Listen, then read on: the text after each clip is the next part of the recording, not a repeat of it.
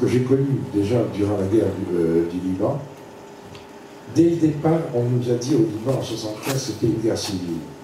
Je vous rappelle juste au passage que dès 1975, vous aviez des éléments extérieurs. Les Palestiniens, qui sont dans un état, à chaque fois ils sont les dindons de la farce d'ailleurs, les Syriens en 1976, les forces arabes de dissuasion en 1977, 1978 Israël au sud, 82 Israël jusqu'à Beyrouth, et la première manifestation réellement civile de la guerre entre deux milices dans la montagne, c'est en septembre 83, une milice chrétienne et une milice druze. Or, c'est pas à vous que j'ai appris ce que c'est qu'une milice, c'est-à-dire une formation paramilitaire qui se substitue totalement à l'État. Or, les milices, y compris les milices palestiniennes, en 80 au Liban, représentaient 30 000 personnes, 1% de la population, y compris toute la population en otage. Toutes les guerres civiles se ressemblent. Aujourd'hui, si on doit faire un calcul arithmétique, on me dit, on me répète, toute la population syrienne est contre les Assad. Qu'est-ce que j'aimerais ça? Qu'est-ce que j'aimerais ça? Mais faites le compte. 11% de Alaouites, 13% de chrétiens, et non pas, comme on dit, 2 ou 3%, 13% de chrétiens. Ça fait déjà 24. 6% de Druzes, 15% de Kurdes, 3 à 4% de Tcherkesses, d'Ismaéliens, de Turkmènes et d'autres minorités. Vous êtes déjà à 48%, sans compter les sunnites qui ont fait fortune sur ce régime, grâce à ce régime. Vous êtes largement au-delà de 50%. Prenez un tiers qui ne sont pas pour le régime. Il vous reste beaucoup de Syriens. Nous sommes en guerre civile.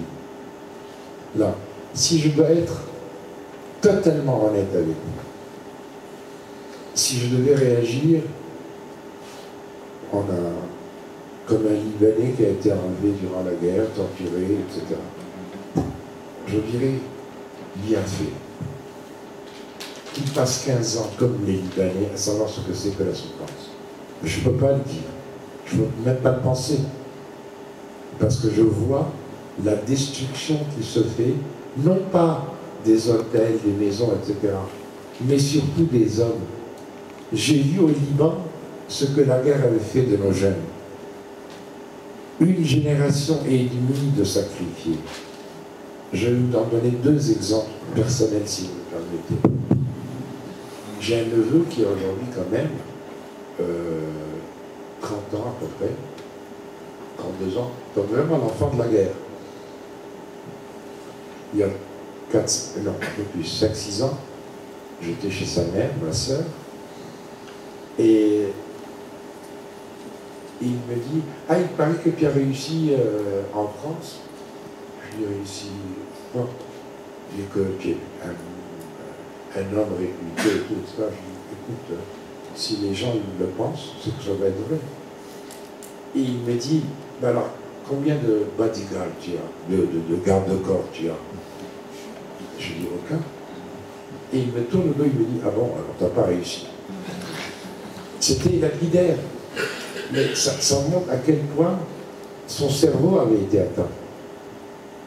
Si je n'avais pas une 4x4 haute de 3 mètres pour grimper, si je n'avais pas au moins, minimum, 5 à 6 bodyguards qui accompagnaient la voiture que je conduisais, alors quand il a su que je ne pouvais même pas conduire, même sans bodyguard, il était catastrophé, il était quasiment sidéré. Donc voilà ce que fait. Le paraître prend le pas sur l'être.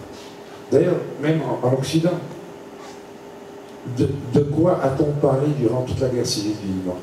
Les terroristes libanais, les trafiquants libanais, les intermédiaires libanais dans la vente d'armes. On a oublié les professeurs de médecine, les grands profs de droit, les écrivains. Qui parlait encore de Gibran ou de GAD? les grands défenseurs de la langue française. C'est ce qui peut arriver en Syrie aujourd'hui. C'est l'être humain qui est en train de mourir. La confiance qu'on a dans l'autre. J'avais l'habitude de jeter un terme un peu lapidaire en disant au Liban, le Liban c'est pas un pays, c'est une société anonyme à responsabilité très limitée. C'était tellement vrai que M. Hariri en a fait une société anonyme. Mais aujourd'hui, à commencer par le président Chirac lui-même, on en a fait un saint. Osez critiquer M. Hariri en France. Osez dire, en parlant de son fils, que l'intelligence et le talent ne se transmettent pas nécessairement par héritage. Osez le dire, vous vous faites jeter des ministères. Donc, oui, la guerre civile s'installe, elle peut durer. Le régime lutte contre son peuple, mais également contre les Libyens, mais également contre les Qataris, mais également contre la Turquie et l'Arabie Saoudite. Et ne me demandez pas de choisir entre les deux. Moi, j'ai eu confiance en Michel Quilot, aujourd'hui réfugié à Paris, qui a passé le tiers de sa vie en prison. J'ai eu confiance en Burhan Rayoun, l'éphémère président du CNS, universitaire français, et qui aujourd'hui m'annonce à Istanbul, je ne peux rien faire d'autre, je suis obligé de monter ma propre milice. En sortant de mon enlèvement, le propriétaire de l'Orient le Jour est venu me voir en disant « Tiens, choisis une arme ». Je disais, j'ai pensé que mon arme était mon stylo. Et je suis persuadé qu'une parole, qu'un mot peut tuer. Je dis, je ne peux pas. Et j'ai quitté. Pour certains, j'ai fui. Pour moi, je me suis reconstruit grâce à la République. Mais c'est ça aussi la guerre civile. J'ai vécu des choses que ma famille même n'a pas vécues, et eux ont vécu des choses que je n'ai pas vécues. Aujourd'hui, quand je vais là-bas, c'est moi à l'étranger. C'est ce qui risque d'arriver avec les Syriens.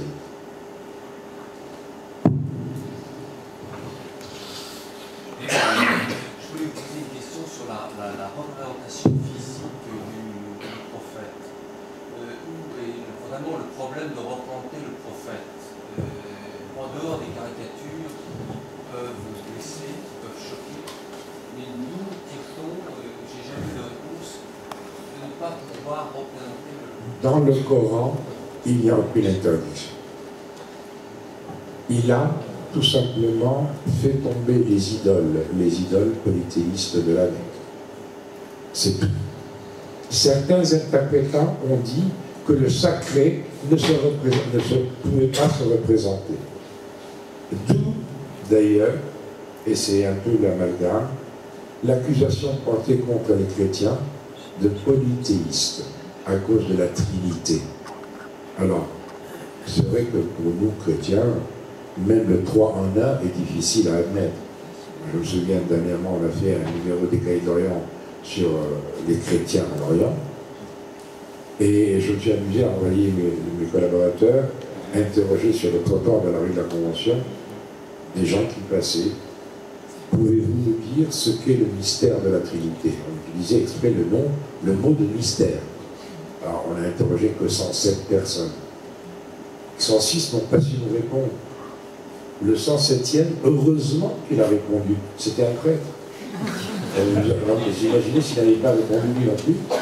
Donc, je crois que le mystère de la Trinité, on ne peut pas accepter le 3 en 1. Dans le Coran, la Trinité, c'est Dieu, Allah, Jésus, Isa et Marie, Maria. L'Esprit Saint, il est passé à la trappe. Déjà, l'idée de l'Esprit Saint, elle n'est pas, c'est une idée plus conceptuelle que réelle. Donc tout cela est très difficile de savoir à quel point aussi la formation catéchétique, si l'on peut dire, est à reformuler. Alors, à côté de ça, il est bien entendu que ça rejoint d'autres différences dans entre le chiisme et les sunnismes. Dans le chiisme, par exemple, vous avez un clergé. Dans le sunnisme, on n'en avait pas. Et dans le chiisme, c'est un clergé qui est excessivement hiérarchisé, mais qui est, pardon de le dire comme ça, le plus démocratique qui soit. Puisque si nous sommes tous des chiites ici qui décidons de nous consacrer à la religion, à l'étude de la religion, pour pouvoir interpréter, donc pratiquer l'ijtihad, nous passons 6 ans ensemble.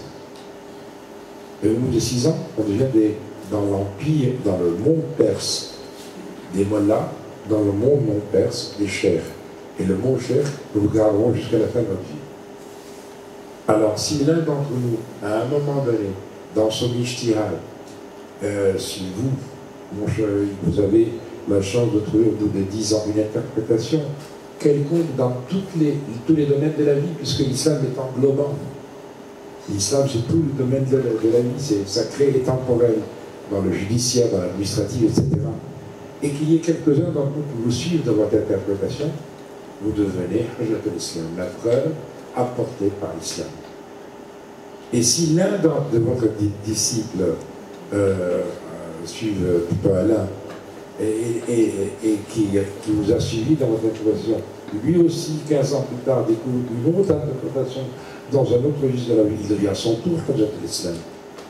Mais alors vous allez monter, vous allez devenir Ayatollah, c'est-à-dire signe de Dieu.